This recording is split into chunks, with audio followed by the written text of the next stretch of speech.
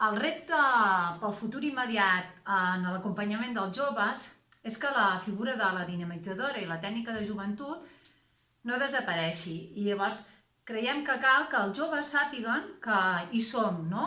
Sigui ja telemàticament o sigui presencialment. Però és superimportant que sàpiguen que hi som per fer aquest acompanyament en tot el seu procés vital. Creiem que és important aprofitar els temps que estem vivint per fer una bona reflexió i una anàlisi de que els espais joves ens hem de reformular, però sense oblidar els nostres pilars més bàsics. I un d'aquests, el pilar més bàsic, és el que ha comentat la meva companya, la Cristina, que no hem d'oblidar que nosaltres som referents pels joves que han de tenir espais on poder donar la seva veu i sobretot que on pugui ser escoltats.